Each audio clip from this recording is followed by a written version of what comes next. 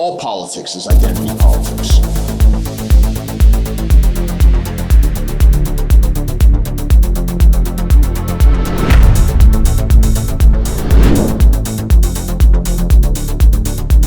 Welcome to Identity Politics, everyone. I'm DeAnna, and what did I tell you guys? What did I tell you? If it was going to kick off somewhere, it would be in the United Kingdom. Okay, Northern Ireland, technically part of the United Kingdom now, so it's actually not surprising it happened there. And no, this probably isn't the rising. It hasn't actually begun, but it's not nothing. So last night, protesters took to the streets in Belfast to express their fury against the government that has imported migrants like the Sudanese man who tried to behead someone a couple nights ago.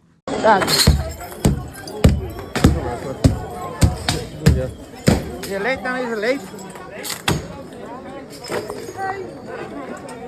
Oh, shit. Oh my god. Oh my god. Oh my god.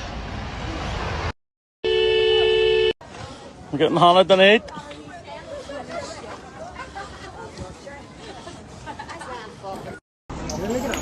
Granny lives next door. If that car blows up, that's gonna fuck her guts, man.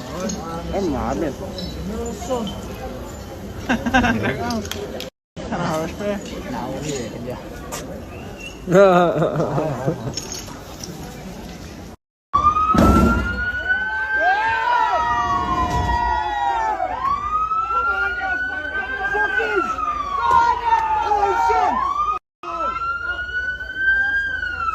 Look at them cars, boy. Now, the purpose of the British state, as it is today, seems to be to dispossess the British people, including in Northern Ireland. Is this even controversial at this point? I don't know what the UK government does except provide a wildly expensive healthcare service which no one seems to be happy with, but everybody is dependent on, and of course importing more migrants to make it function worse. The economy is dead in the water, cities are basically being taken over by non-whites, the government and the media is probably the most effeminate and hysterical in the Western world. Like, this is how down bad they are. Not that we're much better, but they are by far in a worse position. A few days ago, British television gave us this exchange when a politician with the Green Party tried to do the Jon Stewart Leibowitz-style smirk to laugh off the connection between immigration and housing prices. So Sarah Wakefield, a councillor out of Manchester City, pulled this move when pressed on the connection between immigration, or really population size, and the price of housing. Do you not think an extra 10 million people is going to have an effect on housing? Do you think that UK? if we lock down our borders, we're going to solve the housing crisis? Well, is that going to solve it? The thing is, the more people you have in a country, the more houses you're going to need. I know it might sound... He's really good at explaining things like this, isn't he? I'll make sure. Yeah. Using immigration on the issue of housing, I think, is absolutely Are you saying it has no impact on housing? I think Andy wanted to come in. Do you want to just answer that question, Rob? Do you think it has no impact on immigration have an effect on housing? Whoever lives in this country has an impact on housing, of course. All right. The numbers of people in a country. That's not necessarily to do with immigration. Now, I apologize for traumatizing you, but look, if you're under the age of 30, you know this expression. Like, you know this face right here. This is the face of every single teacher and professor and journalist, and if you're a mainline Protestant, pastor, pastoress, bishopess, HR person, every other useless eater who just hectors and nags all hours of every single day. And what is this kind of attitude based upon?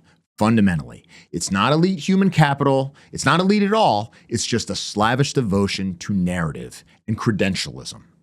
All policy choices have trade-offs, right? Like, you raise taxes to increase revenue, you got to do it. There's going to be a cost. You're probably going to decrease economic growth. You increase the military budget. Now you can't spend that money on infrastructure or other things. But when politics becomes a kind of religion, and a really lame religion based on these cliches that aren't even true, immigrants make us great, diversity is our strength, all this kind of stuff, you can't acknowledge trade-offs. So you get people in office who don't even recognize that they exist, that problems can even happen. Why? Because they just double down on the narratives. That's where they get their power from, their status from, their identity from. Now, not quite as extreme as an example of this phenotype, but this from a couple days ago, this from Belfast Live. Quote, "New Belfast mayor highlights drive towards diversity in the city." And the first sentence of this article tells us diversity will be at the heart of her message in the coming year. Well, yeah, just not in the way she intended. Now, of course, all disclaimers is read about why you shouldn't break the law, etc. At the same time, this is Northern Ireland. Let's tone down a bit of the wrist flapping and hysteria. How could this be happening? This has never happened before. Look, for you, the day some cars were set on fire was the most important day of your life. For Northern Ireland, it was Tuesday. Still, not nothing. Brady Knox over at the Washington Examiner, good reporter, a non-hysterical source, he writes the following. Riots consume Belfast over attempted beheading by Sudanese immigrant. And he writes in the article, protests and riots broke out in Belfast, United Kingdom, the day after a Sudanese immigrant stabbed and attempted to behead a local. Protests were announced in Northern Ireland's capital early in the day, with police urging participants to be calm, but Tuesday night saw mobs block streets, set fire to vehicles, and clash with police. Black smoke rose above the historic city, mostly from trash bins set ablaze and vandalized vehicles. Early in the riots, masked groups used flaming trash bins to set fire to a public bus, consuming the vehicle in an inferno. Most of the violence was carried out by organized mass groups dressed in black. They also turned their anger against local homes, smashing windows, banging on doors, and setting houses on fire. Some users reported that the houses targeted were migrant shelters. A Middle Eastern supermarket was stormed and set ablaze. Videos taken from some locals showed some masked people stopping and searching cars. Now, of course, masked people stopping and searching cars, that happens all the time in America now with Antifa. It happened in Newark a couple weeks ago. It happened in Seattle. It happened in Minneapolis. So, without condoning it, don't do this. But this is not some unprecedented thing that we've never seen. It's precisely the kind of thing in America that the great and the good were cheering because it was getting in the way of immigration law enforcement. But now it's different. Now it's a problem. Now it's not fiery, but mostly peaceful protests. Now it's not the cry of the unheard, because now who's doing it? Now it's these guys doing it. And these guys are not clients of the system, so they exist to be crushed. Now, what is likely to be the response of the system? Earlier in the day, the police in Northern Ireland posted this video. Needless to say, no comments allowed on YouTube, and in a second, you will see why. This brutal attack will understandably have sent shockwaves through the community, and I want to reassure all of our communities that your safety is our priority. So we're currently engaging with local representatives and residents to provide reassurance and support. So this evening you can expect to see an increased police presence across Northern Ireland and over the coming days to help support and reassure all of our communities and to keep them safe. We understand also there's considerable posting in social media and people will have really well create questions and concerns. But please do not share footage that might cause trauma and risk to the loved ones of those families involved and on our investigation. We're also aware of protest activity planned across Northern Ireland this evening and continue to monitor that and plan accordingly. I know that last night left people feeling a range of emotions from fear to anger. People will want to have their voices heard. But we all remember over the last 2 years, significant disorder that only led to damage in our local communities and young people getting caught up in disorder. So I appeal for calm and the safety of all of our communities in response to this. We've got one person arrested who's currently going through the criminal justice process. Look, I recognise that at a difficult time like this, you'll be looking to us for answers, information and reassurance. And I and my teams are committed that as best as we can during this fast-time investigation to provide you with clear, factual and accurate information to all communities across Northern Ireland, and will continue to provide you with updates.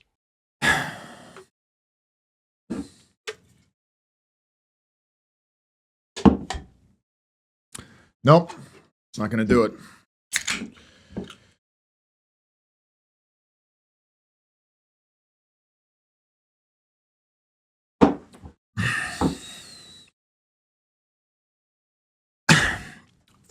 First of all, and notice this, and I'm begging you guys to notice this because it's critically important.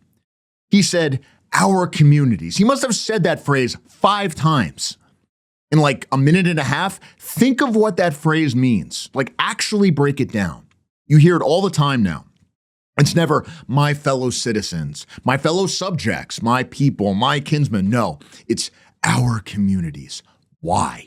Because there's just a bunch of random blobs of biomass shoved together who all hate each other, and you have to shovel money around stolen from the taxpayers just to keep it from popping off and cater to each one of them separately. That's what government in the West is right now. And the British government is probably the worst one. Like the whole model of keeping order is let's have the government essentially mediate between all these different groups and hope for the best. Second thing, this is a cop. This is a cop. And the language is just this cringy, effeminate, like therapy speak. Oh, trauma and deep feelings. What do we do? How hard would it be to just go, look, we've got the guy. We understand you're mad. We understand this was a horrible event. But look, we literally have him. There's nothing to be afraid of anymore. He'll be put on trial. If he's convicted, you'll never have to deal with him again. Sit tight. Don't riot. We'll deliver you justice. Like people would still be mad. It doesn't solve the immigration problem, but that's at least a serious statement. At least you're trying. What do you get instead? Well, he's going through the process. He's beginning his journey through the criminal justice process. It's a wonderful voyage of self-discovery as we navigate it together. Like, what the hell are you doing? Are you onboarding him for an IT job? What is this? There's no sense of justice, retribution, anger, just this condescending, well, we're going to go to the process. The process won't work, but it's the process. And there's no alternative. This is what the managerial state looks like. You conceal the reality of politics here, of conflict. They just pretend it's not there. And somehow it's worse. Third thing, notice the little threat there. Don't post stuff on social media. Did you catch that? We understand you're doing it. We understand people are posting stuff. We're monitoring it. Again, this sort of like school marmora. Don't post it. It could provide trauma and risk to families. Families? When have Western governments done anything in my lifetime but try to annihilate the family in every way possible? But sure, no, they're protecting them now. They're the guardians. And you know, trauma, risk. I'm pretty sure when the dude almost got his head cut off in the middle of the street, that was the trauma and the risk. And how would it create risk to show what happened to the victim? I think we're past that point. And then the last thing, and this, choking on my own rage again. Give me a second. The police promoting the idea that they are the ones that we are supposed to look to for guidance and reassurance. We know you are looking to us for factual information. What could be farther from the truth? The reason people are in the streets right now is precisely because they know the government is lying to them. The only reason we even know about this case is because someone took the video. And who can doubt that the response of the system is going to be, well, what this really shows is that we need to control social media. So this is a clip, and I apologize for the quality, but it was captured and posted on X by an account called 243Cal, showing Irish journalists and politicians discussing the riots. And naturally, what is the journalist's main problem? Why was this footage even allowed? I welcome the minister saying that politicians need to be careful, because all I hear from the government benches is dog whistles constantly, where they scapegoat migrants for their own failures, and they're doing it more and more and more, and it is clear pathway that this government has chosen to go down. And I, that for me, I think, tonight, what those scenes we're seeing, we have to ask ourselves as a society how this is happening, and we have to ask all of us on an individual basis need to ask how we are either contributing to this or fixing it. Mary? Yeah, I think the argument has been coming from government for some time now that, technological advancements are happening so quickly that they are now playing catch-up policy-wise.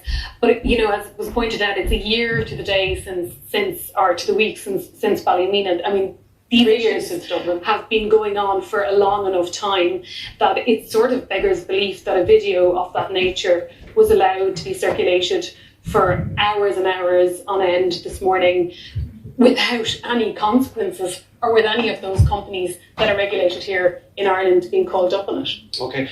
And we use this term very casually, riots. I mean, the riots aren't even really like riots, like the LA riots. It's some localized disorder. Belfast is not in flames, the whole city or something. Some streets were shut down. If you look at the pictures from the media from the aftermath, it's basically some cars burned out on the same street over and over again in these pictures, basically in the same area. It's not nothing. I'm not trying to minimize it, but it's not some sweeping insurrection or something. It doesn't compare to the Troubles or something.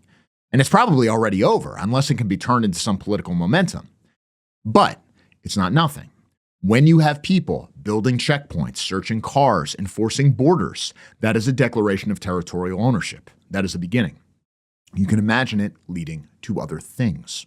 But there have been some people who've been willing to engage with us off camera, away from the glare of the camera, and unconfirmed, but someone just mentioned to us about 10 minutes ago that in another community just up the road from where we are just now, locals there are stopping cars, checkpoints essentially set up to try and see who the occupants are inside those vehicles and if they are foreign nationals at all. And that...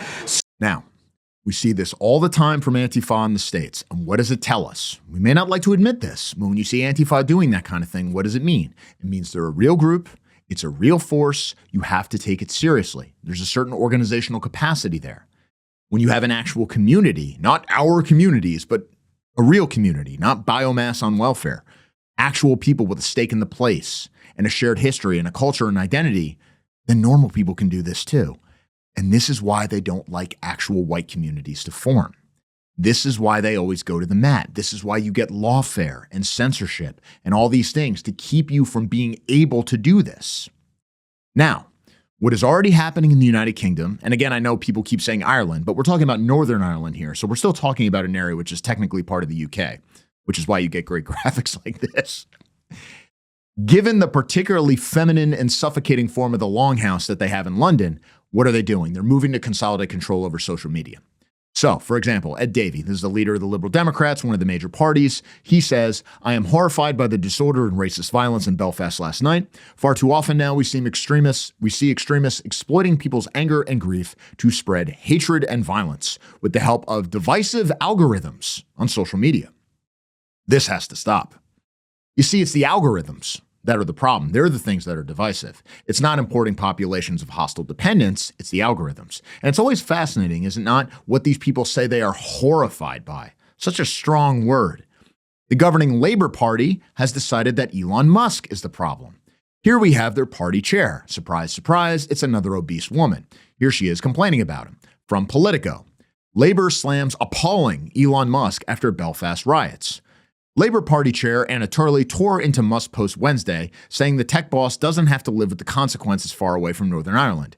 It's appalling. Anyone that is seeking to drive and exploit a situation like this to drive their own political agenda is grievously wrong and doing damage, she told LBC Wednesday. We've seen children, families having to flee their homes on the streets of Belfast last night. She added, "We do not want to see this kind of disruption, damage, thuggery, violence on our streets, and anyone that is seeking to whip that up should be condemned." Turley also told Times Radio Musk has a responsibility to call for calm and not stroke grievance, unquote. Now, stop there. When has that ever been the rule? Is it not the case that every time there is a victim from one community, from one non-white community, suddenly it's a cause to mobilize for more concessions to their entire group? Every time it's a Muslim, every time it's a Jewish person, every time it's a black person, suddenly it's a social concern. Suddenly you have to care. But now, calm, don't react. Isn't it a staple of left-wing activism, now that we're on the subject, to complain about cases from years ago, even centuries ago, and say we have to talk about them endlessly, we have to commemorate them, we have to build museums to them and everything else? Why? To pursue reconciliation. Does anyone believe this? When has there ever been a white on black crime where everybody goes, well, let's have calm? It was just a crime. It has no larger ramifications. Not like it even happens. The only white on black crime I can even think of in the UK was the murder of Stephen Lawrence. And in response to that one case decades ago, the UK got rid of the prohibition on double jeopardy, gave the kid a holiday, and made his mother a baroness. So don't give me this crap. Nobody believes it. And while we're on the subject, isn't natives rising up to drive out foreigners imported by the governing authority? Isn't that what decolonization actually is? Shouldn't everybody waving around the Palestinian flags be all about this? What did you think decolonization looked like? Oh, but this is different. Okay. But this is what they're going with. Keir Starmer has said as much in Parliament. And that it is not free speech if it's controlled by tech billionaires and their algorithms. So will he crack down properly on platforms like X that are fueling violence and hatred? Prime Minister. Mr. Speaker, we will crack down on anyone who's fueling this division. But it is really important, and I agree with him, we are heading into a very difficult situation in Northern Ireland. As I say, I've spoken to the Chief Constable.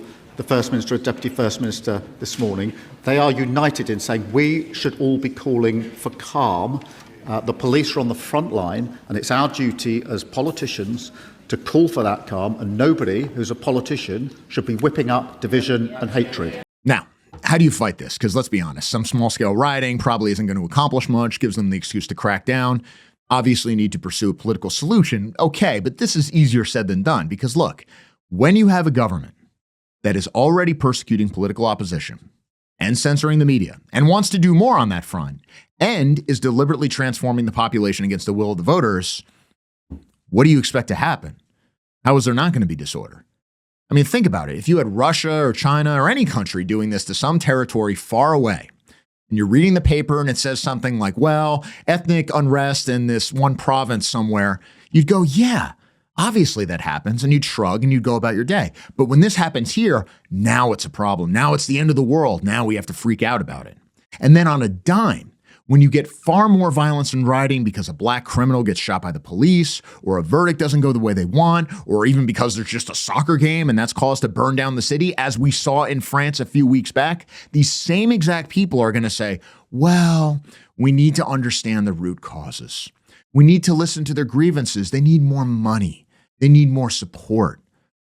Doesn't happen here, does it? Just more calls for repression and censorship. Isn't that interesting? It's not social media or Elon Musk or the algorithms that are creating division. It's that you have foreign peoples with completely different interests living in the same area. The divisions are inherent and natural, which is why it's a bad idea to create them when they are not necessary, say by importing a bunch of third worlders and dumping them in a European country out of spite. Diversity plus proximity equals war. Sometimes it's overt war in terms of violence, but politics is just war by other means. And what do we see in every Western country? In diverse areas, our communities, so-called, are locked in an endless competition, voting as ethnic blocs, trying to loot each other's resources, rig law enforcement against each other, get the state to endorse their values over the values of the others. That's actually worse in some ways than overt conflict. At least in an overt conflict, it's clear, and you can fight back. I mean, look, if a foreigner with your gun takes your stuff in a military occupation, it's obvious what it is. But if a bunch of foreigners vote for a guy with a gun to take your stuff, the result's the same. But now we call it democracy. It's just another form of occupation. Now, how to end that is a difficult question, but at least call it for what it is.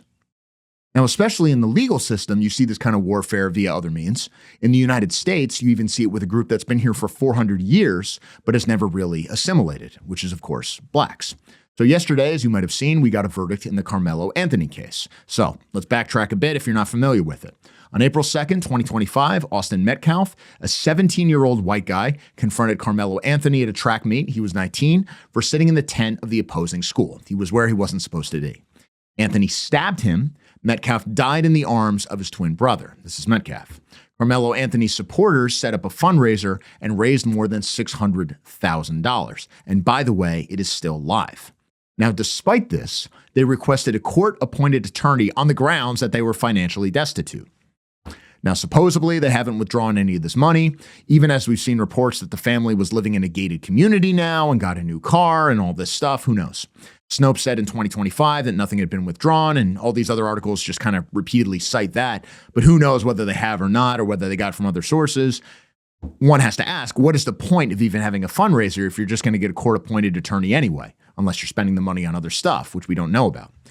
Worth noting that the reason you probably know about this is the case that infuriated everyone, and when they went after Shiloh Hendricks, Karmelo Anthony's example is why people like us raise so much money for her. And in passing, I should note, we had the guy, Tom Hennessy, on this show behind her fundraiser, so we at least know who's behind that one. Now, these kinds of competitive fundraisers, this is a way of showing how politics is basically war now, even between racial groups, because there's an almost instinctual team loyalty, even with these criminal cases, especially with these criminal cases. Well, now we have a verdict. Anthony was found guilty at trial after just a few hours of deliberation. And you had this black woman on court TV basically on the verge of tears after this. But besides wow, which a lot of us are feeling, thoughts? I I was not expecting the top charge. I really was thinking that they would see manslaughter, still guilty, but manslaughter, different sentencing, but guilty of murder. So, that's heavy. Wow. And I hope everyone just does not seem like everyone's going to be calm. It seems like we're going to have a problem there. Yeah, this is dumb. You can see This is dumb. There were no blacks on the jury. Obviously, when it comes to jury selection, you don't just go, well, I don't want any blacks on the jury or something. You can't just say that. You have to come up with other reasons. But come on. It's like everything else we do in this country. Everybody kind of knows that everyone's politics is downstream of their identity, especially when it comes to race. But we have to lie to ourselves and we have to lie to everybody else about what we're doing. So they went through this stupid farce. But they got the blacks off the jury. CBS reported a week ago. Jury seated in a Karmelo Anthony murder trial after immigration question sparks pushback. All black jurors dismissed. Now, note the sacral capitalization for blacks. You see that? Capital B. In the article, we learn 12 jurors and 6 alternates have been chosen for the Karmelo Anthony murder trial. A pool that started with 589 prospective jurors would narrow down after a day of vetting by prosecutors and defense attorneys. One controversial question that several prospective jurors refused to answer, and all qualified African-American jurors being dismissed by the prosecution. The prosecution argued that they thought the circumstances surrounding the case were race neutral and should not require a diverse panel of jurors. Judge John Roach overruled the objection. One prospective juror, whom prosecutors identified as African-American, said he would, quote, have a hard time putting a brother in jail, unquote. Now, it's going to be interesting to see if the lack of black jurors is going to be grounds for an appeal. In 2021, for example, Tennessee's Criminal Appeals Court granted a black man, his name was Tim Gilbert, a new trial because in the original trial, he had an all-white jury and the courtroom had Confederate symbols. Now, we will see what happens here, though it should be noted it was not an all-white jury. There were minorities on the jury, just no blacks. They get a jury with no blacks. Lo and behold, Anthony is quickly found guilty, and he's been sentenced to 35 years in prison. Now, this was not a tough trial. This was not a tough decision. It was frankly a disaster for the defense. Maybe that's what happens when you get a court-appointed attorney. Key moment in the trial here, as reported by the Daily Caller. Key witness to Karmelo Anthony defense fumbles after damning testimony. Quote, Karmelo Anthony's claims that he stabbed a Texas teen in self-defense may be falling apart after a witness called by his own lawyers changed their tune. Collin County prosecutors rested their case against the 19-year-old on Saturday after calling up 21 witnesses to testify about 17-year-old Austin Metcalf's fatal stabbing at an April 2025 high school track meet, according to multiple reports covering the untelevised trial. Anthony was the aggressor throughout the deadly altercation, entering a school sports team's tent where Metcalf was, cursing and taunting those who asked him to leave, and killing Metcalf with a knife after Metcalf pushed him, witnesses reportedly testified. Anthony's defense began calling up witnesses on Monday, including one who admitted to inconsistencies in his testimony upon questioning from a prosecutor, CBS News reported. The witness reportedly testified that he initially told police Anthony was surrounded by a mob when the stabbing happened, and later realized it was after the stabbing based on surveillance video. You know you're wrong, the prosecutor reportedly asked. Yes, sir, the witness replied, unquote. So, the verdict was not surprising, but there may be something there you're wondering about. What haven't we seen yet? Yeah, that's right, the surveillance video. The cases that go viral, the cases that become a cause, are the ones that have a video. We would not know who George Floyd was if there was no video.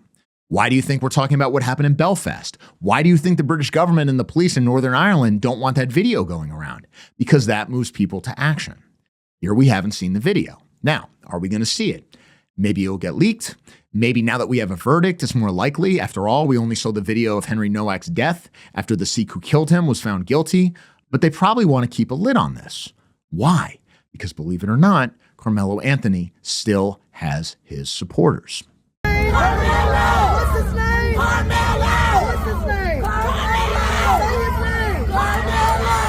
What's his name? Karmelo! What do we want? Justice! What do we want? What do we want? Justice! What do we want? What do we want? Justice! What do we want? What do we want? Justice! Karmelo!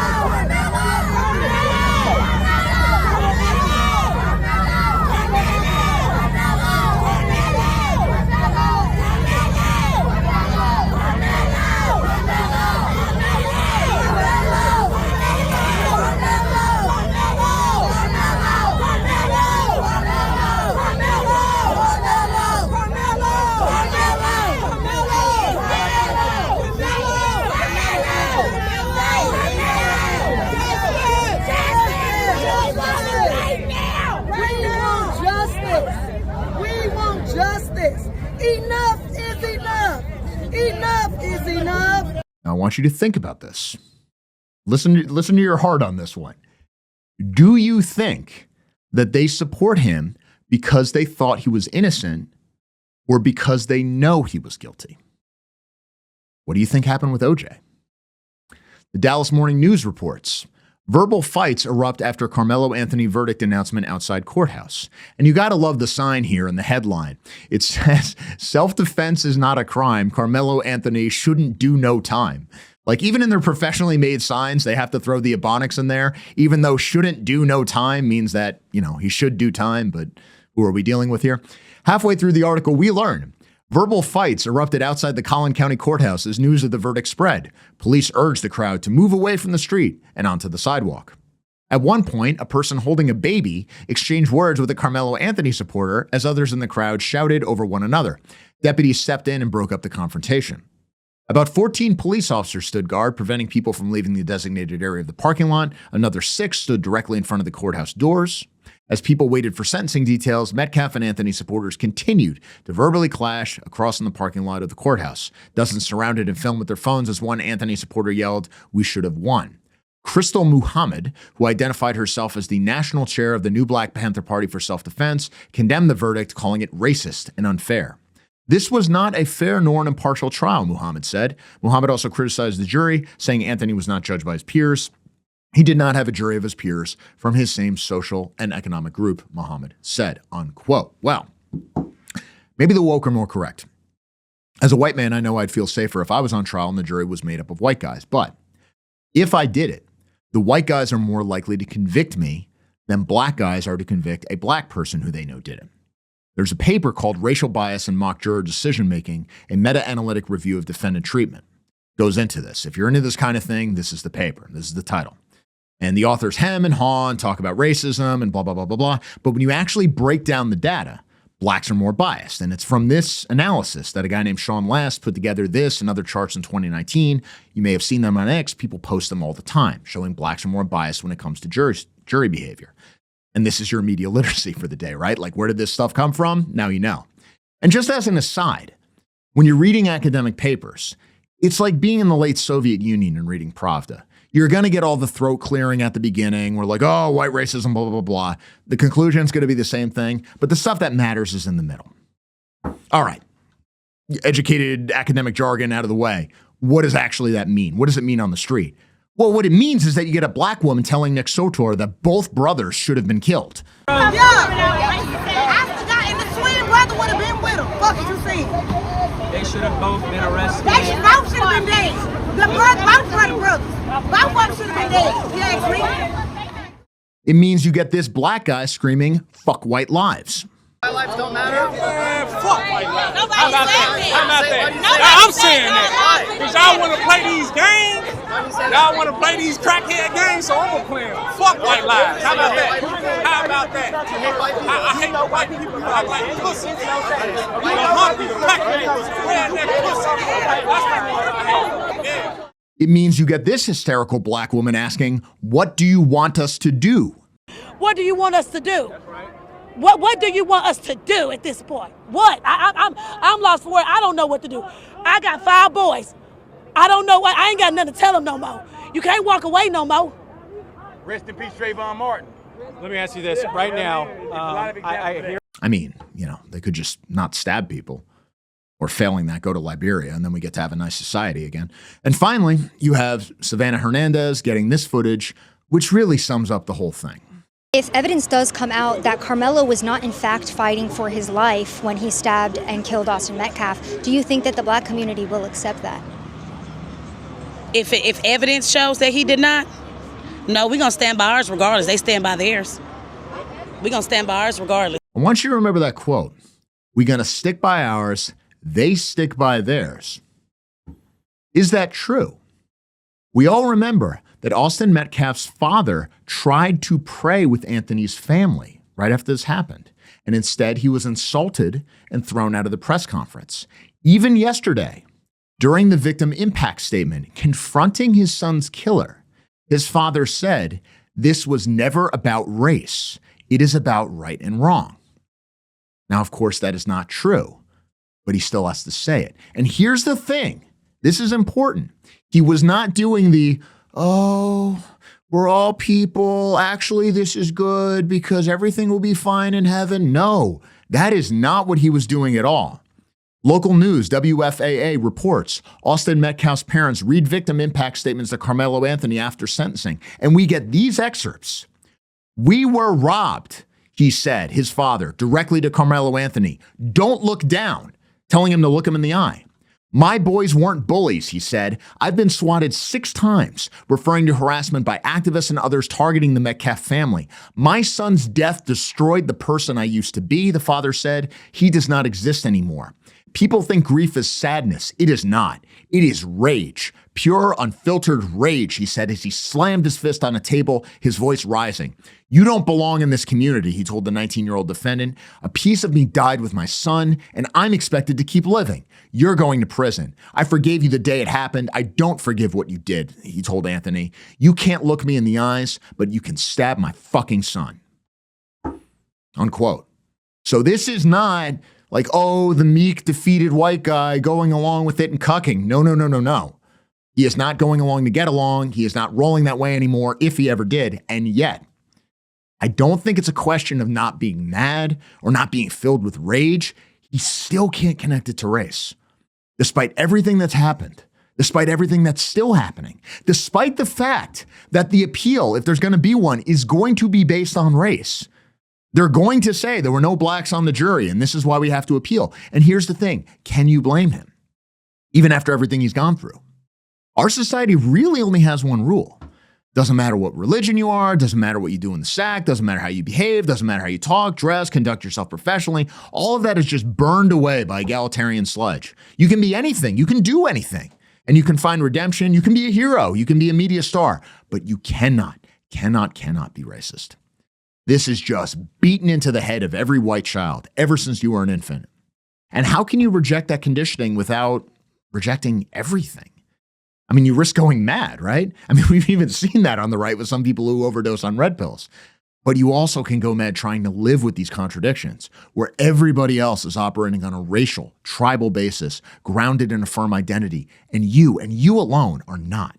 And even when that is that which is most precious to you, your own son, is taken from you, you have to make sure to say, well, it's not about race. We can't possibly be the collective victims. It's just not allowed. It's just a bad thing that one guy did.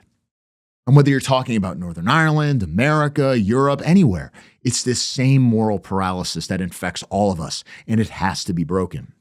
You still see this insistence that, well, it's about individuals. No, it is not. There is no contradiction between seeing yourself as an individual and having a racial, cultural, national identity. That's how it traditionally was for most of our history. As with almost anything, if you take something to an absurd extreme, it becomes a major liability. And so this individualist idea, the idea that we whites and we alone have no identity besides who we are as individuals, and that apparently no genetic or cultural forces shaped us as individuals, it's completely ridiculous. And it's so ridiculous that one suspects it was offered to us in bad faith. Our survival depends upon overcoming it. Whether it's your country under threat from invaders or your family under threat from those not of your stock, you are not going to win as a deracinated individual. You win as part of a people, and you are part of a people. And it's natural to operate as part of a people and reject being subjugated and abused and attacked by other peoples. It is right. It is healthy. It is natural to cast off this white guilt because it was imposed on you by people who want to hurt you. Conflict is not the worst thing that can happen. Fighting is not the worst fate. Rage is not the worst emotion to have. Submission is the thing that is most worthy of contempt. And we as Europeans, as white people, were not made for that. Hey guys, quick reminder before we continue. You can follow Identity Politics on Rumble, Odyssey, YouTube, X, and TikTok. And if you want to make sure you never miss an episode, sign up for our email list. If you believe in this work and you want to help us stay fully independent, you can support us directly on Ko-Fi. We offer bronze, silver, gold, and white membership tiers, or you can give a one-time contribution, whatever works for you. Every bit of support helps fund production, research, and our ability to speak freely without corporate or platform pressure. All the links are in the description below. Now back to the show. My guest today is someone a lot of you have been asking me to have on for a very long time. Daniel Tyrie is the founder and current chairman of the Dominion Society of Canada, one of the emerging leaders of the patriotic movement in the Great White North. He was recently at the Remigration Summit along patriotic leaders from across the Western world. And for those of us in North America and the Anglosphere, this is definitely one of the most promising groups to emerge in some time. It's my pleasure to welcome Daniel to Identity Politics. Daniel, thank you so much for joining us. Welcome to Identity Politics and welcome back from Portugal. You got to tell us, how was it over there? I mean, this is the biggest event in nationalism for a very long time. Yeah. It was a pleasure to be invited and to participate in the Remigration Summit there. It was my first time in Portugal, so it was nice to explore the city. It's always nice to go back from the new world to the old world and see how things are so different there. But it was also a great experience just to meet so many of our fellow activists, authors, politicians, and stuff from all over Europe. The situation in Europe is very advanced on the activism side, so there's a lot to be inspired by and to bring back home here to Canada. Well, I did notice that your trip over there did not go unmentioned by some of your media enemies. There were some, I think there was one in particular, Rachel something or other was complaining about you going and saying that the Dominion Society is growing in importance and that you've now connected with the remigration movement and everything else. But that's kind of a good thing, right? I mean, the whole point is to be noticed. And now that remigration has moved to the center of the nationalist movement worldwide, I'd call this a big step forward. You know, I missed that Rachel was complaining about us again. So she's definitely one of our number one fans. So I appreciate her helping us to get the message out. That's all part of the game. So she's one of those useful idiots that helps us spread our message. So I'll have to go check that out. I always like to see her talking about me. Well, it's important to pay attention to the fans. What do you think was the biggest thing that you took away from that conference regarding the situation in Canada? Because Americans and Canadians, and I guess Australians too, are sort of in a similar position in that we can't really say, well, look, we're indigenous to this area. What we can say is that we created the country, which in my mind is more or less the same thing. But we don't have the advantage of being able to say, well, look, there is no England without the English. There is no France without the French. This is just where we've always been. We're essentially defending a polity, because you would say that Canada did not exist until the English and the French created it. We would say that America did not exist until the English created it, or the British settlers created it. Can remigration still work the same way for the New World, given the different conditions that we as settler states are basically in? Yeah, it's definitely a nuanced and different approach than what you have in Europe. We have those much shallower roots. It is kind of fundamentally different how we approach things in sort of the New World versus the Old World. That being said, I think at its core, the message is not that different. You cannot have Canada without the Canadians, just like you cannot have England without the English, and so on. Canada was a very different country before it was settled by the English and French, when it was just roving bands of First Nations people slaughtering each other. It would have been a very different country if it was settled by the Chinese or the Japanese or the Polish or the Portuguese or whatnot. Canada only is the way it is because it was settled by the English, the French, the Scottish, the Irish, to build a very unique country at sort of almost an intersection between the old world and the new, between the US and Europe. So I ultimately don't think it's all that different. The way that we communicate and define our identity is surely a little bit more complex than just saying we've been here for thousands of years, because our history is a bit shorter. But on the fundamentals, I think it's the same. The biggest issue with Canada is we were really coming into our own in terms of establishing our identity and kind of leading up to the World Wars and through the World Wars. And shortly after, in that post-war period, when kind of American liberalism became the status quo around the world, that's when our politicians really cut us off from our roots. So we had this very short period where we had kind of transitioned away from being seeing ourselves as British or French towards seeing ourselves as Canadians. And right as that was coming to its own, we were cut away from that and told, it's a nation of immigrants. We're a cultural mosaic. All these lies that continue on to this day. So we as identitarians are put in this position where we really have to redefine and reestablish what that identity is, because right as we were establishing it, right as it was naturally coming into its own, it was destroyed by political elites. So that's kind of the challenge we have to overcome here. But on the most basic level, I don't think it's any different than what you see from identitarian movements in Europe.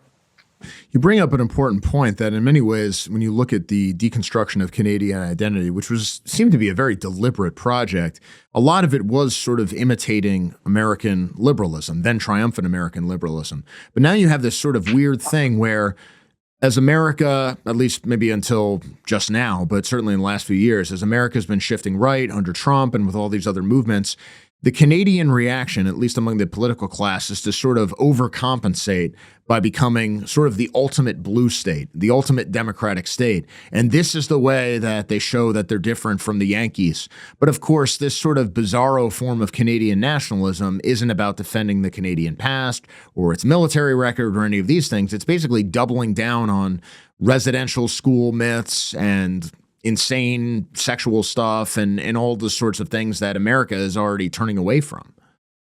Yeah, that's a core part of Canadian identity is in opposition to Americanism, right? Like our founding stock were those, especially in English Canada, were those American loyalists who fought against the revolutionaries during the Revolutionary War. Canada as a nation was always founded in opposition to American interests. And that kind of attitude is still very prevalent within our sort of blood memory. You can still see that exists. And that's often leveraged by political actors to ineffective ends. So we saw that very much in our last election last year, about a year ago, where the Liberal Party was able to weaponize anti-Trump sentiment, anti-American sentiment in order to maintain power, defying the polls at the time. Yeah, right. But you're completely correct in that it's very shallow. It's insignificant.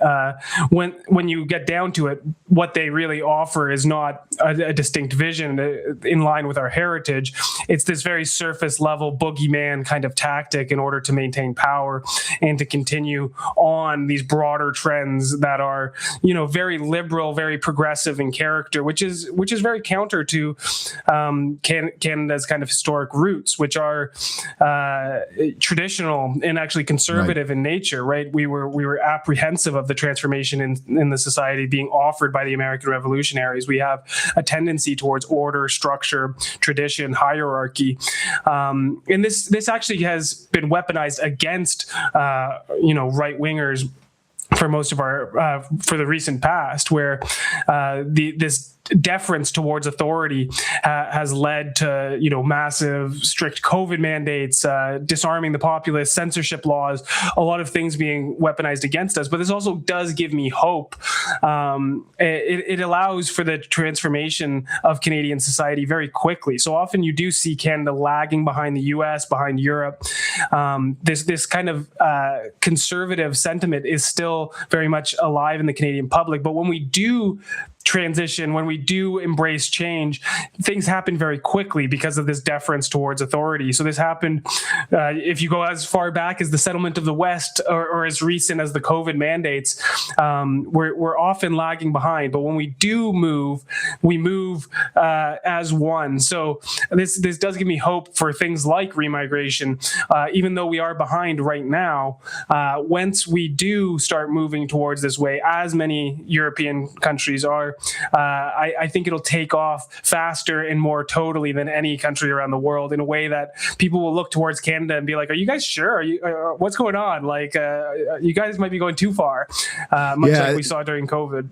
Right.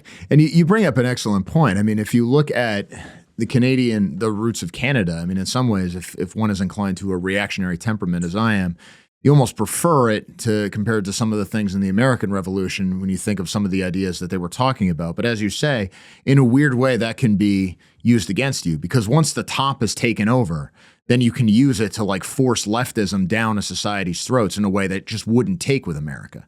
If they tried that here, people would just say no, because the institutions aren't there to like force compliance in the same way. In Canada, they are. But there's still not this a comfort with these traditional institutions as such among the progressives. Like, you still see this anger among progressives against traditional Canadian history, against the military, against the monarchy, against the flag that you've got behind you right there. I mean, they got rid of that because they thought it was too associated with the old order and everything else. So in some ways, they're ripping out the very institutions that they need to force compliance. And at the end of the day, what you're basically left with is a bunch of Indigenous people and Indians basically lecturing Canadians that you need to go along with this. But frankly, why should they? Yeah. What we're left with is this post-national economic zone on stolen land. Meanwhile, they're having issues trying to staff the military and stuff because who want to fight for this negative vision of what Canadian identity is. So yeah, that all goes back to the kind of cultural revolution of Pierre Trudeau, of Lester Pearson through the 1960s that cut us off from our roots and tried to redefine the new Canada as this sort of post-national multicultural experiment, which, 30, 40, 50 years down the line, it's starting to be quite apparent that this experiment has failed and a new direction is necessary. So that's what we try and offer. We try and, as the Dominion Society, we try and promote a vision for this country, an understanding of our history and our identity that is very much rooted, again, in our history,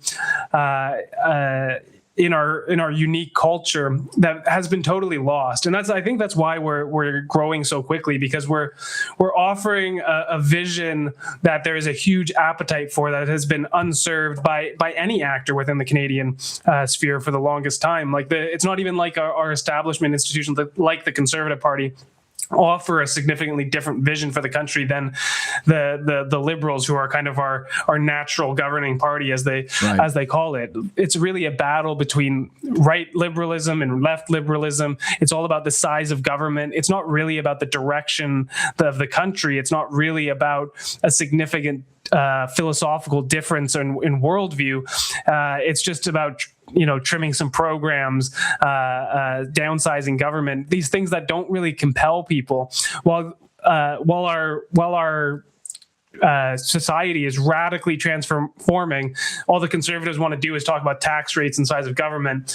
We're kind of more embracing the important issues, and I think that's why we're growing so rapidly.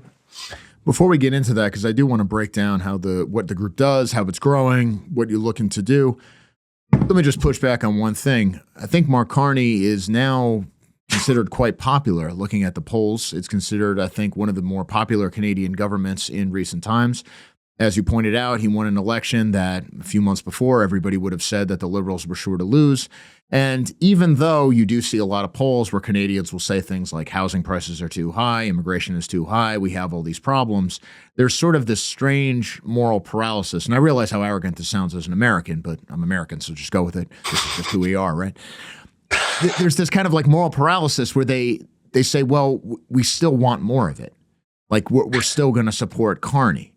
Why? Because you're right that they see the problems, but it's almost like they're more afraid of the alternative.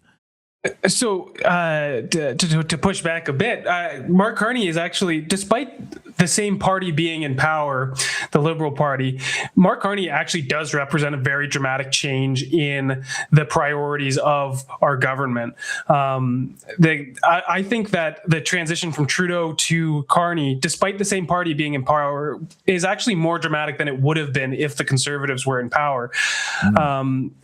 Mark Carney, he has shifted the Liberal Party dramatically to the right compared to Justin Trudeau, who was incredibly far left. So we're still not in okay territory, but still Justin Trudeau represented he was the apex of this kind of very modern, progressive, post-national government. He was the poster child globally for that. And he spent he was the culture war prime minister on the left, right? He was always apologizing for our history. He was all about indigenous reconciliation, about multiculturalism, about LGBTQ. It was all culture war issues for 10 years in office there, cranking up mass immigration, apologizing for our history, all of this, all crying in Parliament, all of this all the time. Mark Carney very much represents a sort of the kind of pivot, the putting the woke away kind of shift back to normalcy. We're going to focus on the economy. We're not going to be doing all this culture war stuff all the time. A lot of his messaging is actually much more entrenched in our heritage, a pride in sort of our historic identity. Again, it's very surface level stuff, but a dramatic shift from the culture of shame under Trudeau to much more of a sort of proud message of our history. And he has toned down immigration pretty dramatically. Over the last year, we were having close to 500,000 permanent residents a year. That's been kind of cut back to about 380K per year. There's been 80% reductions in temporary foreign workers, foreign students. These temporary pathways were a huge portion of the overall intake, a huge portion of the overall problem. So while it's not nearly as far as things need to go, he has been kind of passively addressing these things. Not to mention, he brings a very different temperament to the office. He very much has the kind of vibe of an old English governor being sent from London to like get the colony in order after the mismanagement of the previous kind of governor.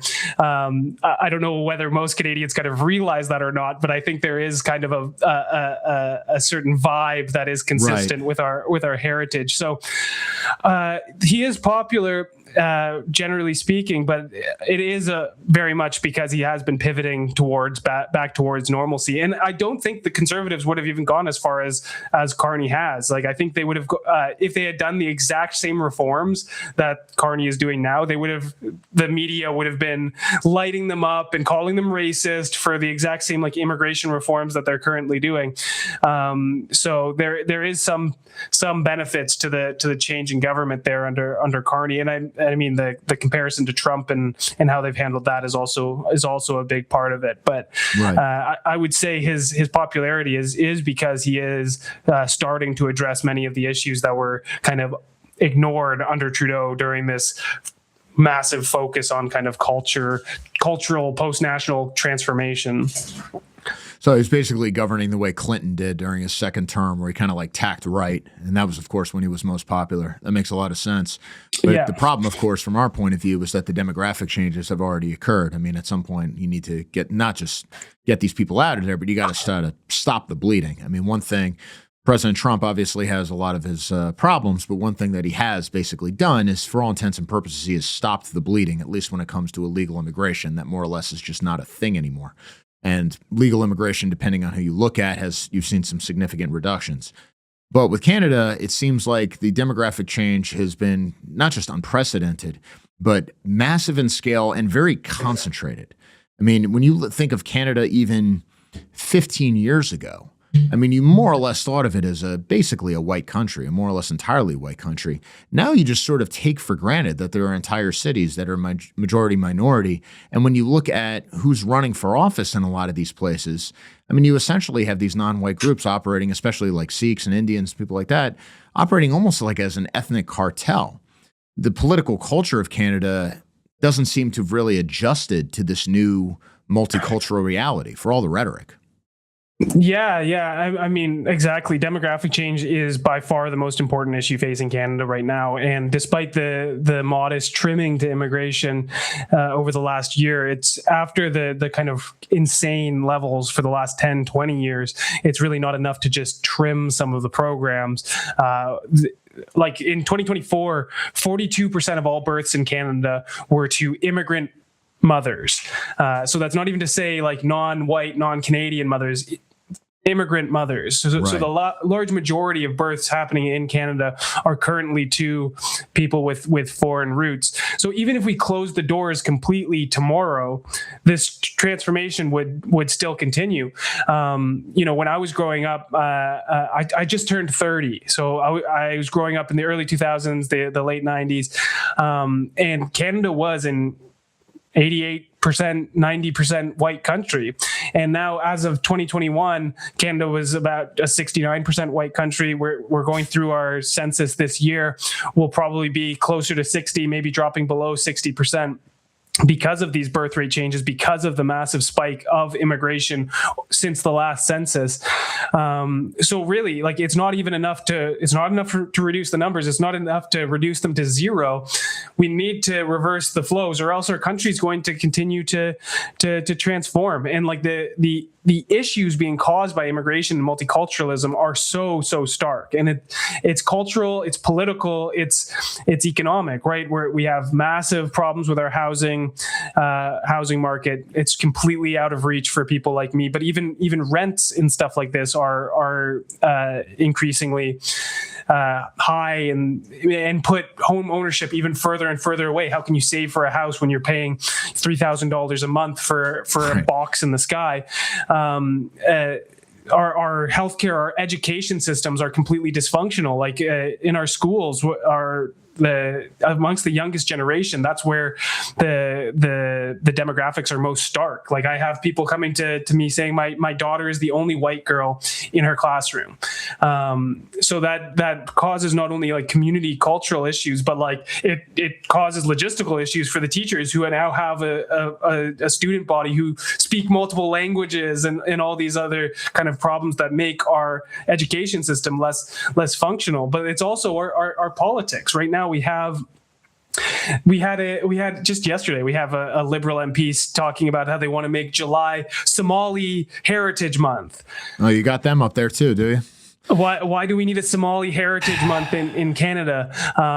This has nothing to do with our heritage. Why do we need to spend a whole month recognizing Somalis who make up a small percent of the overall population? But as you mentioned, we have entire cities and neighborhoods that have become majority minority. There's cities like Brampton and Surrey, which are now 70-80% South Asian, Indian, Bangladeshi, Pakistani, and so on. And now all of a sudden you have total electoral races that just become competitions between things like Hindus and Sikhs. So there's like a very strong entryism of Sikhs into particularly the Conservative Party of Canada.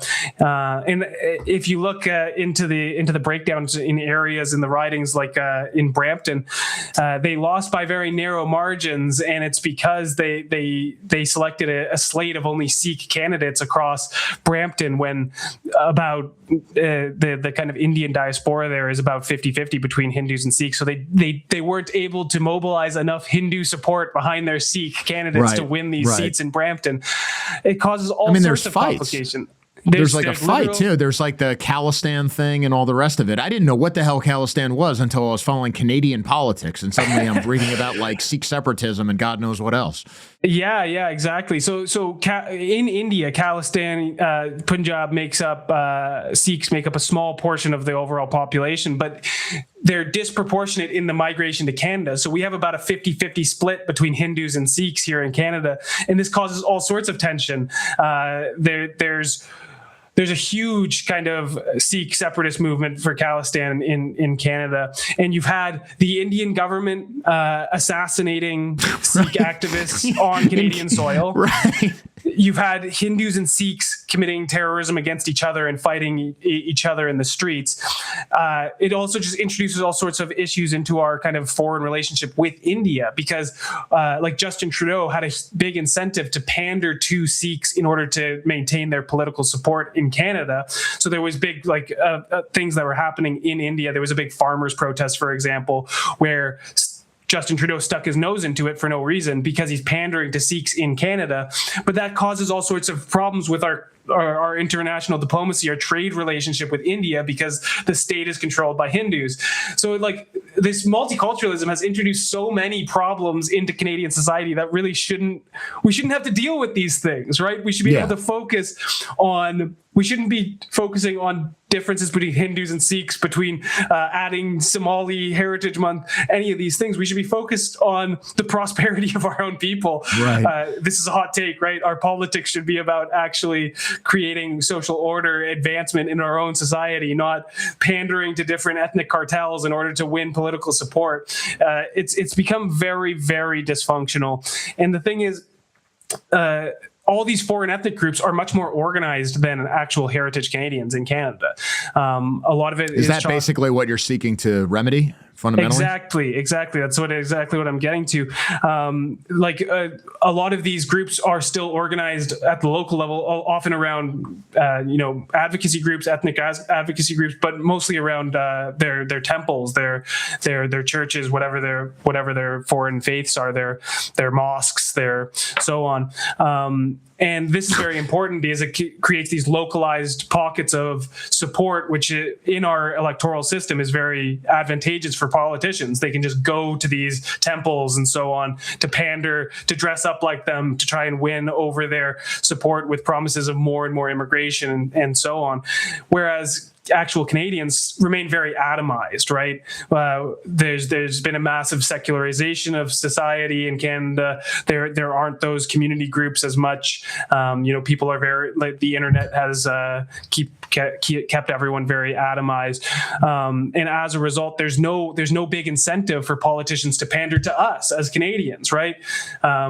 So we're trying to build up those actual community groups at the local level. We're trying to build up an advocacy group of Canadians that can make clear demands and act as a cohesive voting bloc to support politicians, to support parties, or not support parties if they're not going to meet our demands. So we have a very simple, we have one priority, it's remigration. I don't care about the economy, I don't care about the environment, I care about demographics, I care about remigration. So we're collecting a mass movement of people that only care about this one issue. We'll support anyone at the provincial level, at the municipal level, at the federal level, as long as they're going to focus on issues of identity and immigration, to act as that counterbalance to these foreign ethnic groups.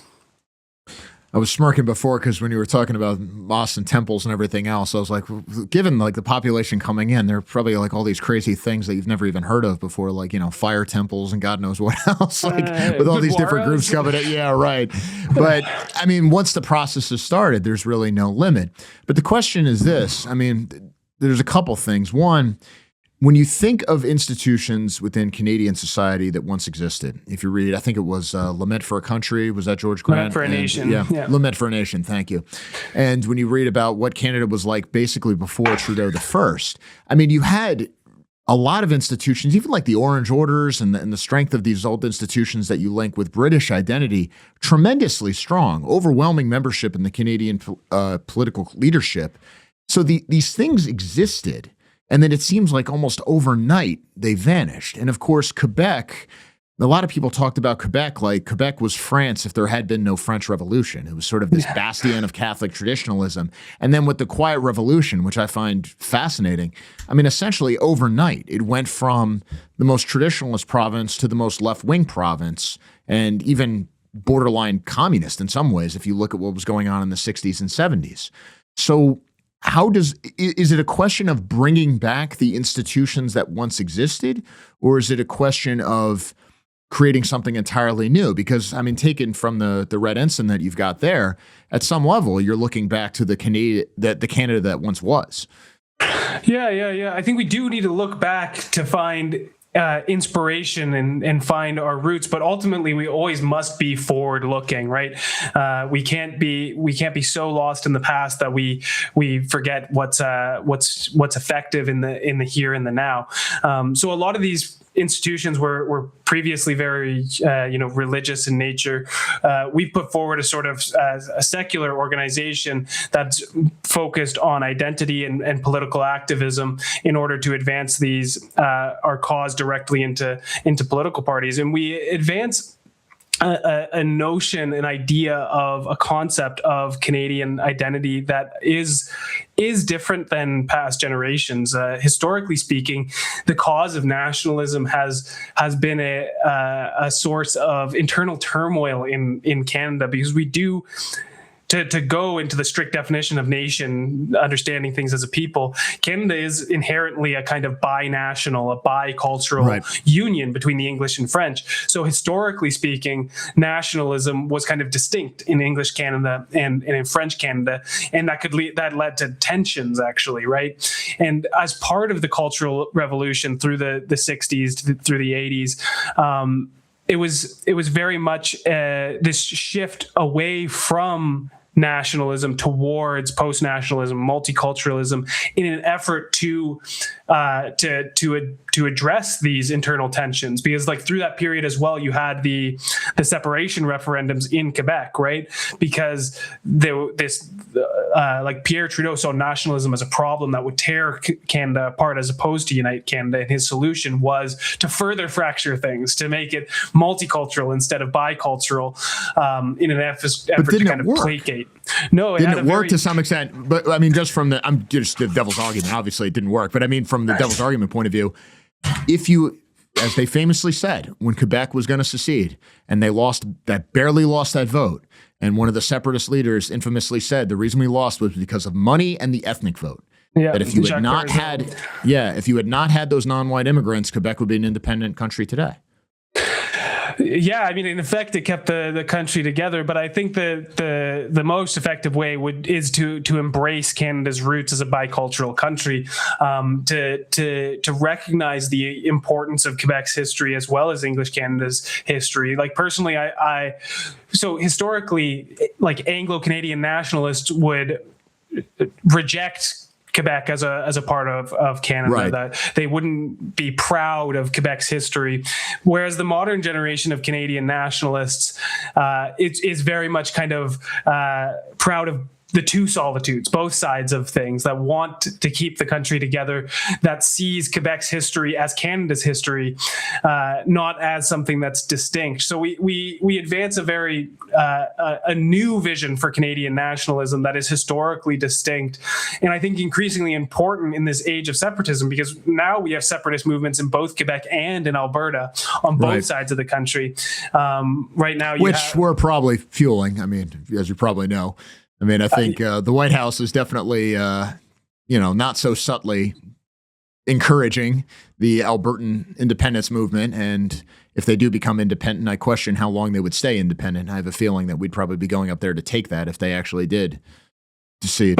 But just like we saw with Quebec, the Alberta referendum is going to fail due to money and the ethnic vote. And we're rapidly on pace towards another referendum in Quebec as well. The PQ, the Parti Québécois, the separatist party at the provincial level there, is leading the polls. There's supposed to be an election in Quebec later this year on a promise to deliver a new referendum. I expect that one will fail as well for the same reasons.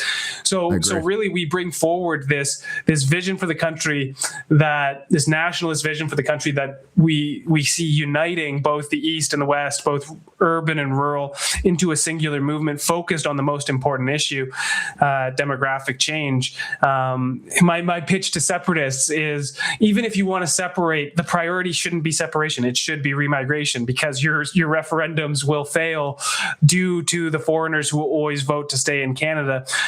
So even if you're a separatist, I'm saying get behind us, put separation on the back burner. Let's put all of our time, energy, political capital towards organizing towards remigration.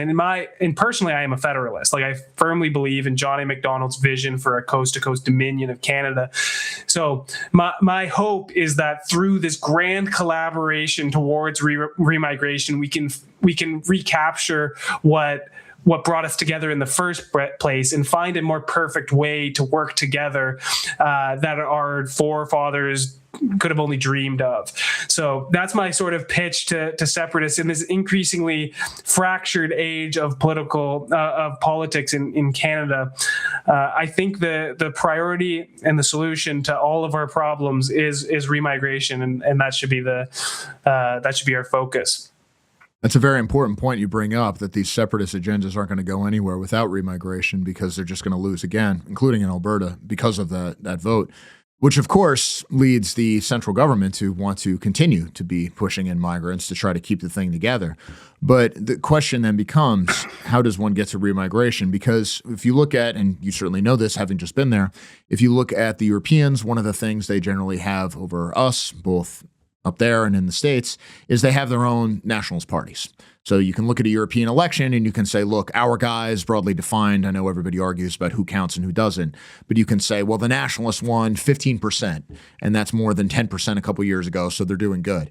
Whereas in America, it's all personalities, and you vaguely, maybe the Republicans. In Canada, you don't even know where to begin, because there's not really a nationalist party as such. Is that eventually where the priority goes? Because at that point, you are going to have to talk about other things than remigration, or at least talk more about how remigration connects to education, healthcare, the economy, things like that. Yeah, I think that's the beauty of remigration as a single issue. It really does connect to all issues. You can have a fulsome, because it, like, even when it goes to the military, we talked about how we're having a recruitment crisis, but it also goes back to not having any sort of national pride, right? So like restoring a vision of our future and of our past will be important to restoring the military. It connects to all sorts of economic issues, healthcare, education. It really transcends everything and can stitch together a satisfying platform. But that is a part of the problem. And right now, we're just one of the reasons that Canada is so far behind on this is because our kind of meta-political ecosystem is so behind. We don't have any sort of effective media that's on side. Some of them are starting to pop up in the independent space, but there's not really good media on this. There's not really good academia on this. There's not really good activism or advocacy groups on this. It has been developing in the last year, and we've been a kind of central part of that. But we need to get organized in order to exert pressure on the existing parties to give them the incentives to be more nationalist. Right now, as I mentioned earlier, the foreign groups are very organized, so there are big pressures on the parties to pander towards them instead of pandering towards nationalists. So I think as the meta-political ecosystem becomes more robust, becomes more effective, that we'll see shifts in existing parties to try and win back support as we get organized. But it is true that we might need a new political party. We might not be able to rely on existing parties, and I do think there's going to be an opportunity for that coming in the not so distant future. As I mentioned, we're heading towards a very chaotic time in Canadian politics, in part due to these separation referendums, which are both going to fail within the next few years. So we should see an election in about 3 years in Canada. So over the next 3 years, we're going to see 2 separation referendums fail. Now we'll have big voting blocks that are like seeking new answers, a new way forward, to which I would say remigration is the solution they should be looking towards. As well, it's looking like the Conservative Party is going to lose even bigger than they did in the last election. And I think this will decisively prove that the modern Conservative Party, which is very young, right? The modern Conservative Party only came into being in the early 2000s, a merger between 2 separate parties under Stephen Harper, who served as Prime Minister for about a decade there. Now our current Conservative Party is run by Pierre Poilievre, who's very much the Harper's heir apparent.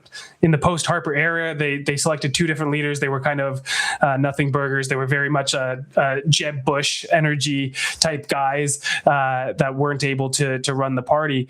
Pierre Poilievre is basically a Harper clone, and if he can't win an election across 2 elections, if he's losing even bigger in his second election than his first, I think he will have decisively proved that the modern Conservative Party has failed.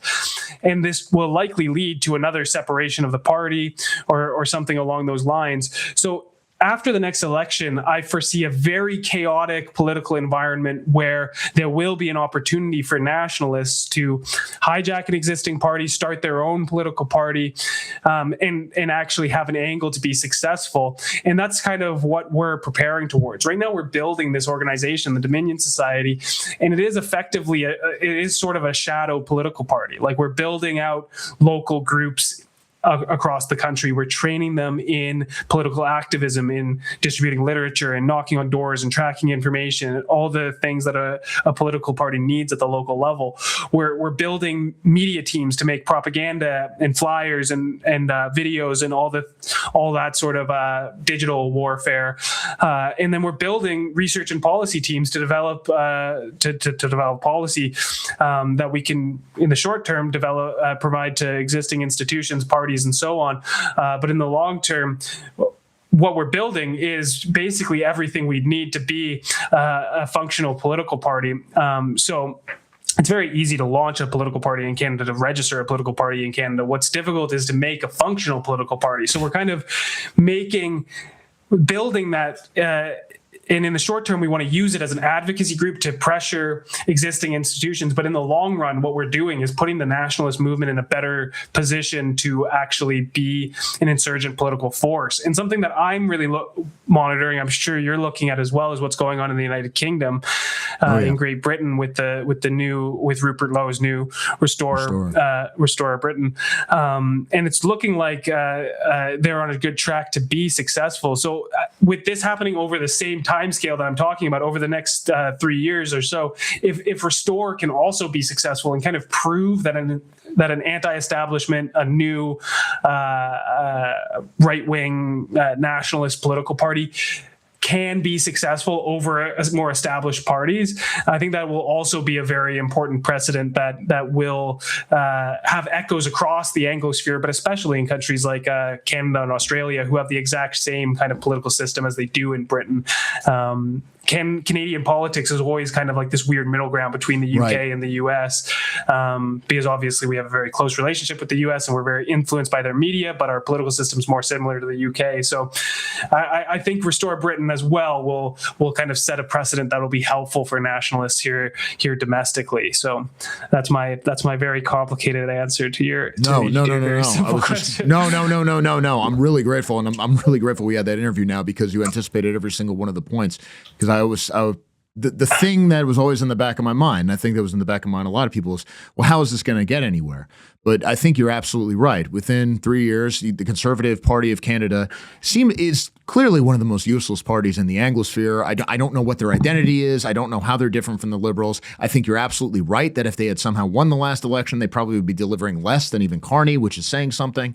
And that will create an opportunity, because there is a political vacuum opening. And people I will say, people get too focused on the political. I think optimally, the optimal future for this movement in Canada would be to have a flourishing advocacy group like the Dominion Society and an on-side political party, whether that's a new one or an old one. But it's not the same thing. Working in concert with each other. And I think the American situation is a great example of this, because I see the American situation as kind of lacking an advocacy group like the Dominion Society. So you had Trump get elected on a massive mandate for mass deportations, like one of the most clear mandates in the entire world for an appetite for remigration. And they started doing these things, but it got very chaotic. You had the leftist kind of meta-political ecosystem mobilized for mass protests, the media covering it negatively. Then you have these ICE riots where some people get shot and killed. The media jumps on that, covers it very negatively. All of a sudden, the Trump administration starts walking it back, and they stop engaging in these mass deportations. They decide they want to spend their political capital elsewhere. Now, if there was a flourishing advocacy group, a sort of meta-political organization, they could have shown up at these same demonstrations and pushed back the counter-protesters without ICE having to deal with them, which would have avoided the people getting shot and killed. The media coverage wouldn't have been so slanted. Look how unpopular Trump's mass deportations are. No, now you have patriots there with American flags saying, we love ICE, we want mass deportations. Now the media coverage can't be so one-sided. All of a sudden, there's more pressure on the president to follow through with his vision. It's more clear to the public that this is a popular idea. So I think if there, like in an optimal situation, you have a flourishing political party and a successful popular political party, but you also have an effective activist organization to keep the politicians accountable. They can't just get elected on these ideas. They have to follow through with them. And you need activists to create that space to allow politicians to be effective. So that's what point. We'd want to build. It's not just like we need to start a political party and then transition to that. Like optimally, we have both working together in tandem to really create the change we need. Yeah, you've definitely identified the key weakness on this side. And we had Greg Bavino on yesterday, and he was talking about building a movement for just that. So we'll see where that goes. But you're absolutely right. And I think the key, too, when you look at Canada is there's this question of identity and the relationship, as you pointed out, with Britain, because obviously there's a much still part of the Commonwealth and everything else, still have the same head of state. Talk to me a little bit about what you see that relationship as, because it seems to, and this is coming from something of an outsider perspective, but not too much because we are part of the Anglosphere, even though we pretend not to be.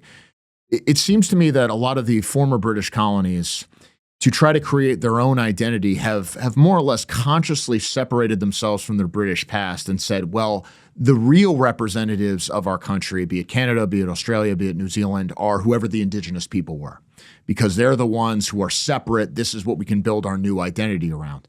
And of course, that doesn't really work because there's not really a way to reconcile historic Canada with this other group of people who weren't really considered part of it. The obvious solution then is to kind of go back to thinking of yourselves as essentially British, but then what's the difference between British and Canadian? Where do you fit into that tension? Because again, you got the red ensign there, and presumably if you actually are able to take over at some point, there are going to be issues like, should Canada remain technically as part of under the monarchy as the head of state? Yeah. This is definitely something that you have to grapple with. People in the movement are also often accused of being Anglophiles and like wanting to subjugate ourselves to Britain again, which is not totally accurate. But at the same time, I do think we have to be proud of our colonial past. We are the proud inheritors of two of the greatest European civilizations the world has ever seen, the French and the British. And while we have our own unique history, our own unique culture, I think we can also be proud of our roots that extend back to the old world. So I mentioned a bit earlier that like we were kind of coming into our own through the world wars and starting to develop our own unique identity, because in the early years of Canada, it was very much we were just a British colony here in North America. But it was really through the world wars where we started to realize we have a distinct identity.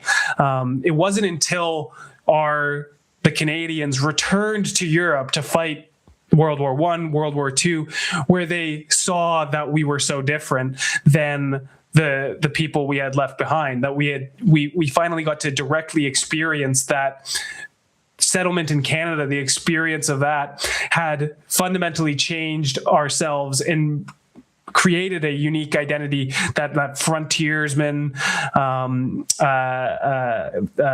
experience that had transformed us into something similar but different.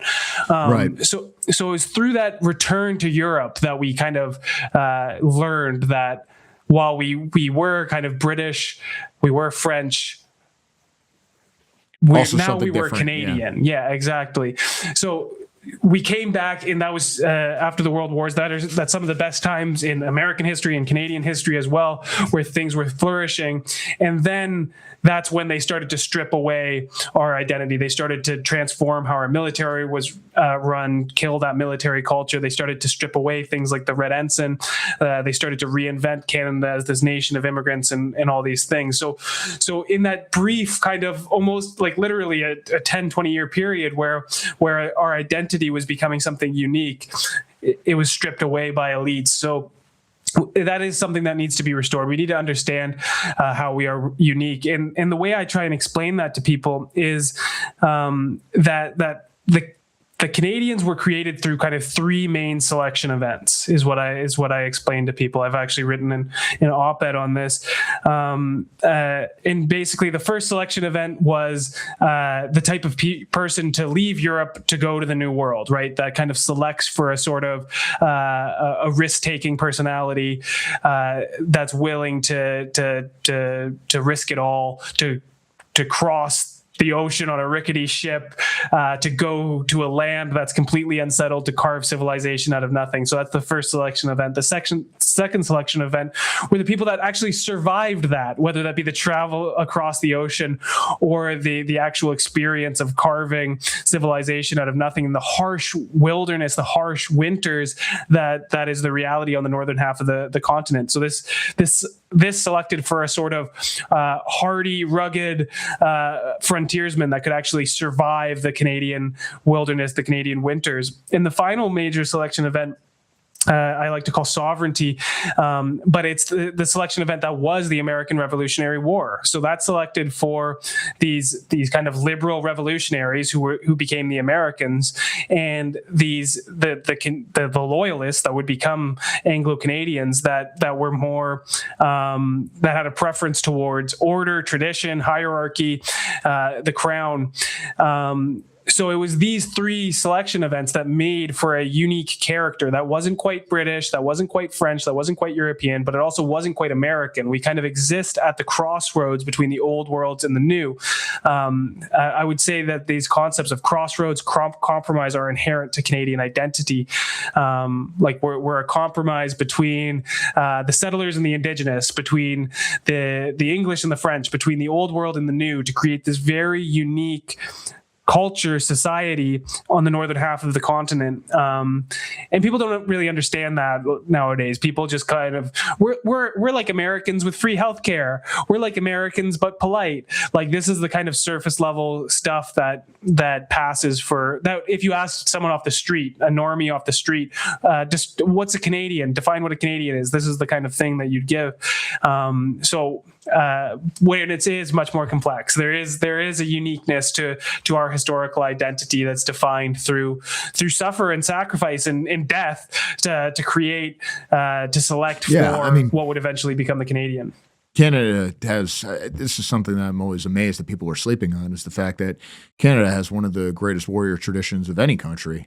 I mean, Christ, you guys were basically committing most of the war crimes during World War I in terms of how the Canadians fought and everything else. They were the stormtroopers of the Allied side. And this is one of those things that really has been taken away. I remember seeing I think it's the new, I hope I'm wrong, the new head general, I guess not commander-in-chief, I guess that would be the king or governor-general, whoever it is, but the new lead general, who I think was a woman of the Canadian military, and she was sobbing and talking about how they need to apologize for their history of racism and sexism and everything else. And this raises the obvious point that you brought up earlier that we alluded to. Why would anybody fight for this? And in a weird way, the state is ultimately, because it's a very top-down system in a way that I think Americans don't really get. And ultimately, for those systems of compulsion to continue to function, you still have to respect state authority. But why would you respect the authority of a state that the state itself says is illegitimate and built on stolen land? In that case, why not just say to hell with this? I mean, you can understand, like, there seems to be these sort of like liberal Canadian boomers who really are an invaluable support to the current government, but that's going to fade in a generation. Yeah. And I mean, that completely explains the recruitment crisis that we're having. But the Canadian government, instead of, learning from their mistakes and trying to have maybe a more patriotic message, instead they're opening our military to permanent residents. Instead of citizens, they're literally having foreigners serve in the military, and they're also lowering worked out for the Romans, right? Yeah, exactly. And they're also lowering competency standards. So they're removing some standardized testing in order to get into the military. There was a big report that was leaked a couple of months ago from a training camp in Quebec about the problems that this is causing. So they're having way higher retesting rates, way higher failure rates, but they're also having a lot of problems with people now serving in the military who have been in Canada for as little as 3 months. So there's like shocking quotes in here about how these foreigners do not respect authority, especially when their commanding officers are younger than them. How they haven't acclimatized yet to Canadian culture, let alone Canadian military culture. So it's causing all these problems. How they don't respect women. There's and specifically that there's now intertribal conflicts between platoons. The specific example given was Cote d'Ivoirians and Cameroonians who don't see themselves as some sort of cohesive, multiracial Canadian military, who very much see themselves as Cameroonians and Cote d'Ivoirians. So they don't even want to cooperate with each other. And like, can you conceive of an institution that requires a more like a unity more than the military, having a common identity, a common culture, in order to remove these sort of frictions and act as a cohesive unit? So instead of correcting for the problems that are driving things like the recruitment crisis in the military, the government's kind of doubling down, and it's been very dysfunctional. So those changes have just happened over the last 2 years. So we're just starting to see the results of that coming out now. But what we've seen so far is concerning, to say the least. I want to focus on your group specifically and some of the things that you're already accomplishing. But just before we get into that, you've talked about where you think the right is going and the vacuum that could open up with the Conservative Party's failure. How long do you think the current Liberal government, let's call it the old regime, can keep this going? Because as you point out, they are popular now. They definitely have a stable voting base. There are people who do profit from the housing situation. As bad as it is for young people, it is very good for older people. And so they're going to necessarily vote to keep it going. But they can't keep it going forever.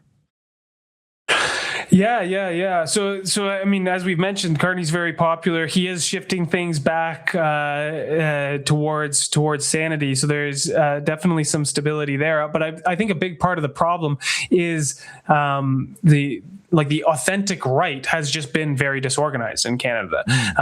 There hasn't been a lot of organizations, a lot of structure to that. A lot of it is kind of dependent on the Conservative Party, which isn't really an authentically right-wing option, right? They're very much right liberals.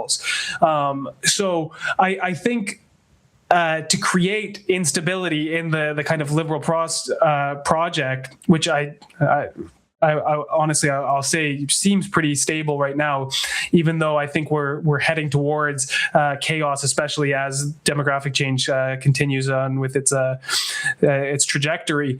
What's really necessary is organization on the authentic right to offer an alternative, and like that's what will create pressure, because there's so many people that are disengaged from politics because they're not interested in choosing the lesser of two evils, right? They want an authentic alternative, whether they really understand what that should look like or not. That's what they have an appetite for. So I think if we're really going to put pressure on the current regime, what's necessary is organization, articulation, a really coherent philosophy and vision for the future from a different perspective. And that's what will put pressure on the institutions to precipitate a sort of collapse or a transition to something new. So talk to me about how that's coming about. You mentioned before that your group is growing rapidly with all these different things. That, without compromising OPSEC and whatever else you got to do, how have you been growing? How many chapters do you have? What do you see that's encouraging? And what are the big obstacles that you're having to confront right now? Because I imagine the Canadian government and certainly the media is not too happy.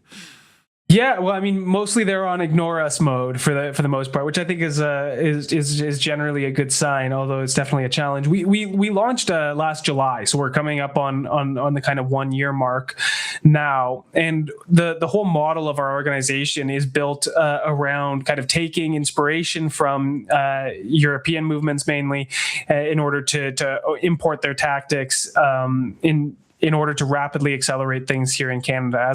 As I've said, I think a big part of the problem in Canada is the whole meta-political solution is very far behind the rest of the world. So we're trying to create a sort of full service organization in order to rapidly accelerate things in three main different vectors. So we have we have kind of three main wings of the organization that I touched upon earlier. We have a research and policy team who are developing, who fuel our whole organization with, stats and historical research, but are also working on a series of like white paper, policy paper projects that can be delivered directly to the media, to governments, to institutions, to demand kind of reforms on certain areas, ranging from temporary foreign workers to the asylum system to permanent immigration to the exact logistics behind revoking citizenship. All these kind of major issues on a varying degrees of radicalism. The second main one is our kind of media team. So we put out lots of content through social media, video, images, text posts, everything to kind of advance and popularize our ideas. We want to make a nationalist perspective more common and easy to understand. We want to make remigration a popular term that people hear the word, understand what it means, and are comfortable using it and sharing it with other people. So we do that a lot through social media and media content in order to get people comfortable in understanding what everything means. And then the last kind of vector is our local organizations. So we're starting local chapters across the country. One of the big fundamental challenges of Canadian politics is just we have such a small population spread over such a massive landmass. Right. This drives it's not even just a political thing, right? It's the major problem with Canadian society, economics, everything. It makes things so expensive, and it's hard to do politics in Canada because you have to travel around. It's hard to do politics when you haven't met your best people in person, when you haven't broken bread and shared drinks and really can build relationships with trust. So that's so challenging in Canada compared to like a European country like the UK, where they have like 65 million people on this tiny island, and they can all like descend upon London so they can get to know each other and then disperse. That's like so much more difficult and time consuming and expensive and stuff in Canada. So we're working on building these localized organizations everywhere across the country. We have kind of operations running in a bunch of major cities, Victoria, BC, Winnipeg, Manitoba, Calgary and Edmonton, in Alberta, Hamilton, Niagara, Toronto, Halifax, Nova Scotia, Montreal, Quebec, all over the place where we have things popping up, and we have many more areas that we're looking to expand to over the course of the year. So these, and the purpose of these groups is to be kind of localized pods for activism, to distribute literature, to knock on doors, to put up posters, but also to act as sort of social groups. Like it's very isolating to be a nationalist in 2026.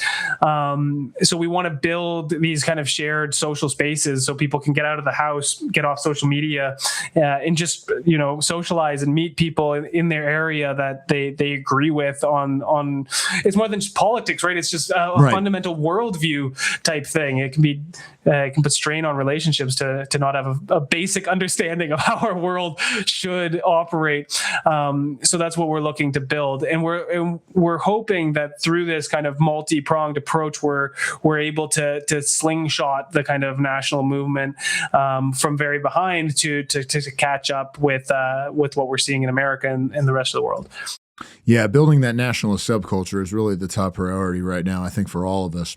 One last thing is, where can Americans fit into this kind of thing? I mean, because in some sense, if we stuck our nose in, we're probably just going to make things worse because, as you say, sort of opposition to America is baked into the cake of Canadian identity. So if you say, oh, like Americans support this, well, now you've screwed everybody over, so don't say that.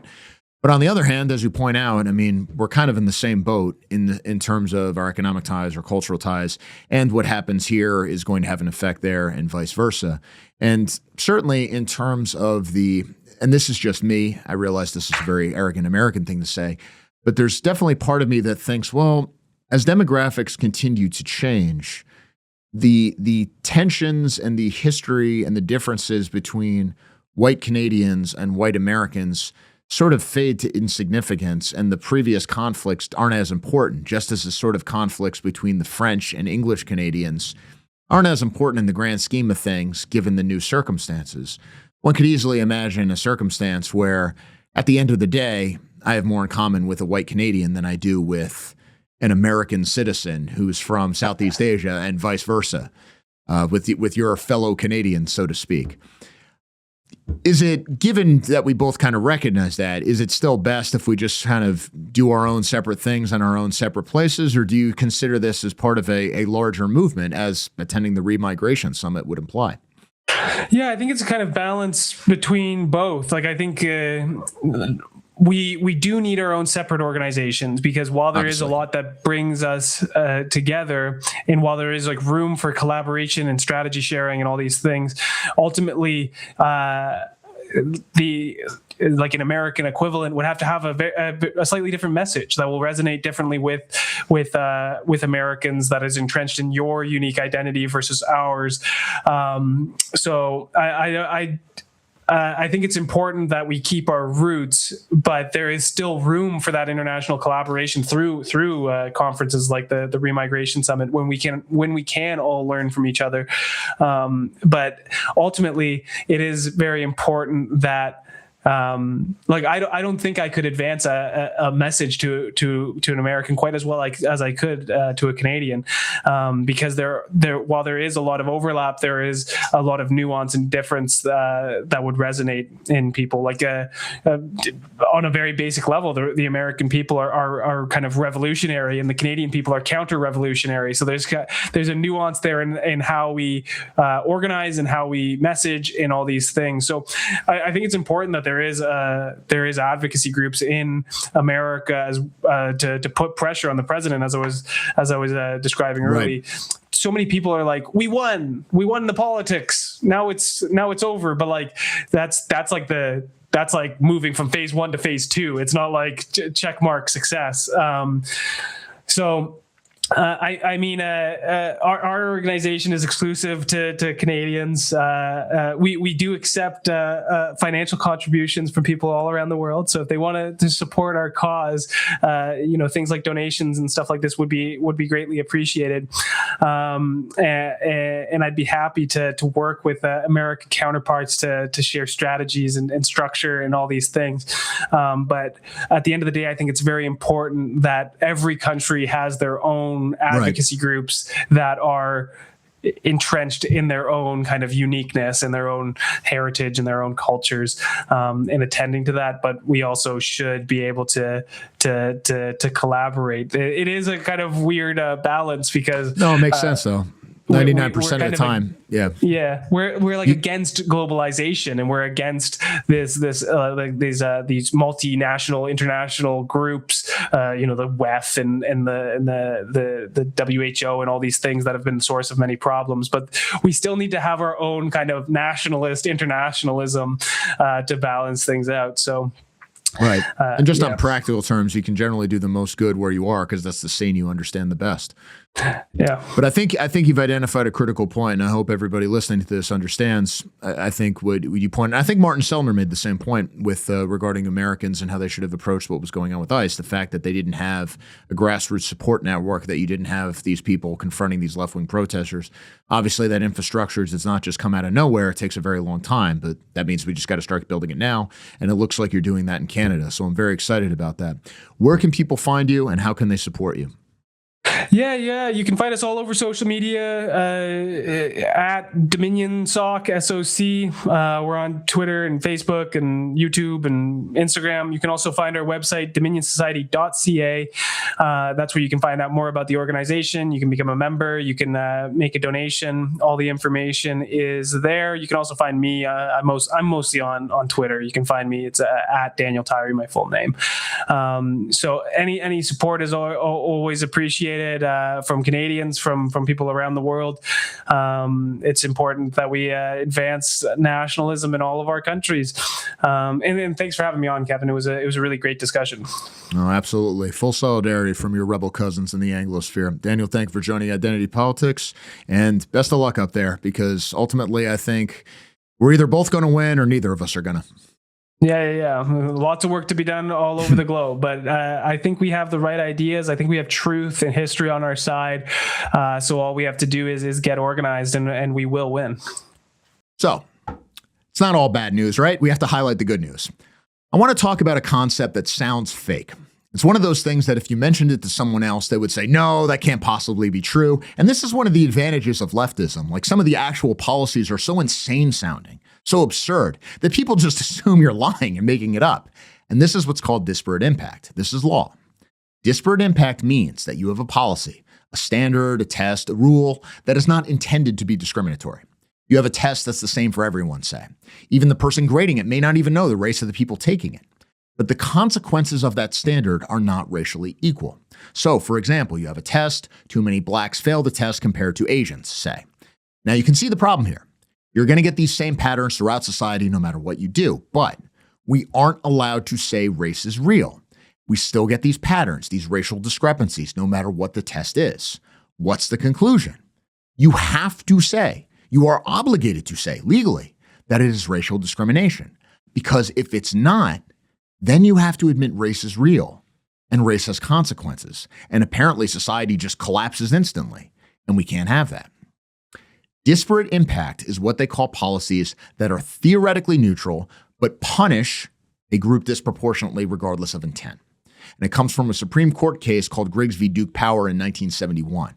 This is the law. So you may be breaking civil rights law and get sued even if you aren't trying to discriminate, even if you really do believe in racial equality and you're trying to do your best. Federal law requires you to be at war with reality, because any standard of any kind is going to give you a disproportionate impact and punish certain groups. And again, here's the key. This happens by group. The law treats people by group. Bell curves are a thing, right? There are plenty of black people out there with high IQs, plenty of Asians out there with low IQs, plenty of black people with a higher IQ than I do. If you have a high IQ black guy and he's trying to get a job, obviously he's going to pass if you have an IQ test. But the group that he's a part of is not going to be represented according to its population share. So now you can't have it. So again, you are treating people as individuals, but that's not what the law requires. The law requires that you not treat people as individuals, but as members of groups. So don't talk to me about individualism or meritocracy or hiring the best guy. That's not a thing. In fact, it's illegal. Maybe until now. So the Trump administration, through the Department of Justice, just issued a new opinion to the Equal Employment Opportunity Commission, this coming from the DOJ. And the DOJ says, Justice Department concludes EEOC disparate impact guidelines violate the Constitution. Office of Legal Counsel found guidelines pressured employers to engage in racial discrimination. Now, break it down for a second. This is a pretty big deal. And it's a follow-up to a previous executive order from the White House going after disparate impact. The DOJ tells us, the Justice Department's opinion for EEOC helped to implement Executive Order 14281, which rejected disparate impact liability insofar as it creates a near insurmountable presumption that unlawful discrimination exists where there are any differences in outcomes in certain circumstances among different races, sexes, or similar groups. Despite trying to promote equality, EEOC's disparate impact liability interpretation under Title VII actually fosters the very discrimination its guidelines seek to address, said Acting Attorney General Todd Blanche. This opinion will now allow businesses to hire based on performance, restoring equal opportunities in the American workplace, unquote. So yeah, what does this mean in real terms? It means you can use standards again. It means you can actually treat people as individuals, as you probably thought the system worked all along. To return to the DOJ.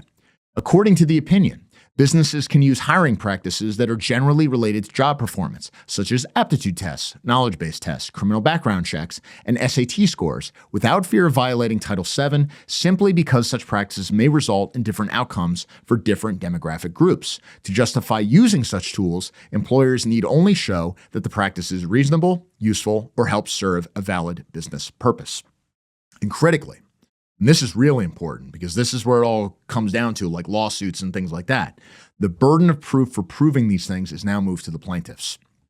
The DOJ says, quote, The opinion also states that people bringing a disparate impact claim must meet 2 requirements. They must show that the specific hiring practice directly caused the unequal outcomes that they are challenging, and they must identify another approach that would be equally effective for employers but would result in fewer unequal outcomes. This means plaintiffs must prove that the employer's method specifically caused the unequal outcomes and offer a workable, fairer alternative, unquote. That's a very big change.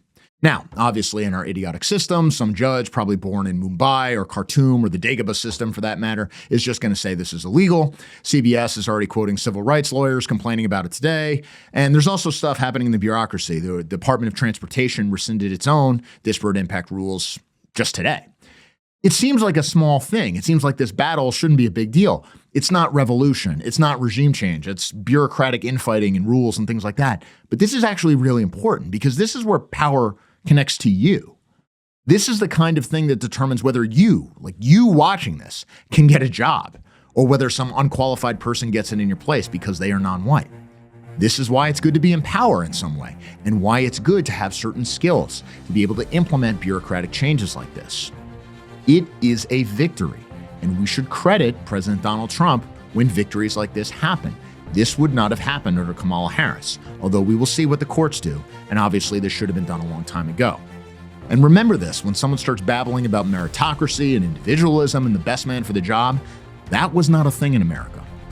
All that was illegal until just this week. And we'll see how long it lasts. I'm Kevin DeAnna. We'll talk again real soon. All right, guys, that's it for today's episode of Identity Politics. If you found this valuable and you want to see more of this kind of work, here's how you can help.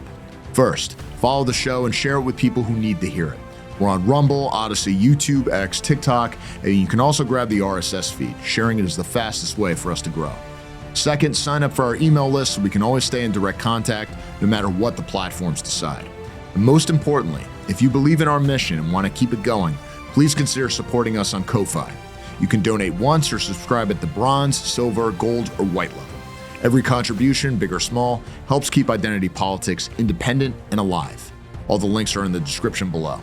Thanks for watching. Thanks for supporting. We'll see you next time.